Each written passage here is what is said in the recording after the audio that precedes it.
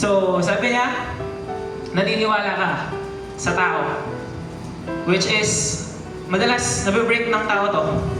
Di ba? Yung trust. Di ba? Not suspicious. Uy, sana all. Di ba? Sana all hindi pinagdududahan. So, next, confidence and a hope. Di ba? Siyempre, kapag may hope ka, confident ka. Confident ka sa lahat ng ginagawa mo. Sa lahat ng i-act mo, confident ka.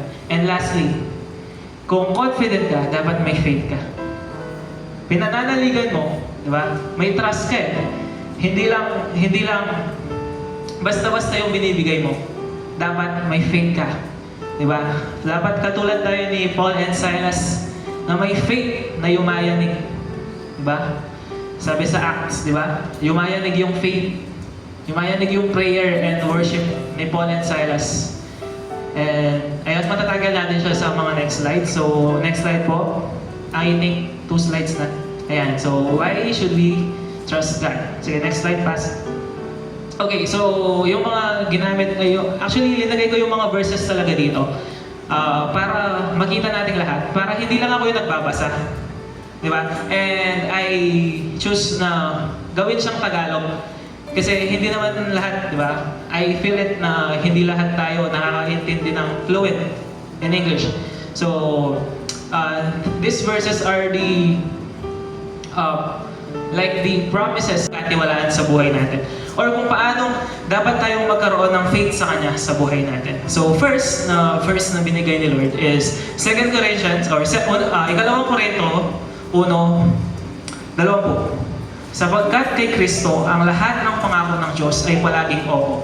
Dahil dito, nakakasagot tayo ng amen sa pamamagitan niya para sa kaluluwalhati ng Diyos. So, yung promises ni Lord, actually, I did the research, pero it's not really credible.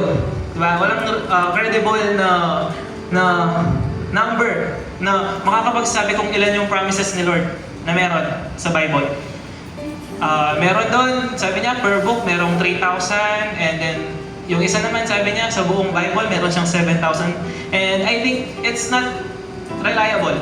Diba? Kasi yung mga promises ni Lord, hindi nauubos yan. I think it's unlimited. So, nangyayari sa atin sa araw-araw, there are still promises na ginagawa ni Lord.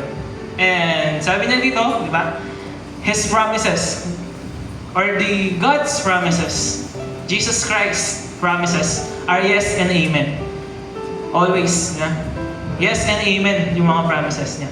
So, bakit pa tayo magkakaroon ng pagdududa? Di ba? Bakit pa tayo magkakaroon ng suspicion if yung promises ni Lord is yes and amen? And pass next slide po. Ayan. So, gasgas na sa atin to. God, ginawa ni Lord to, di ba?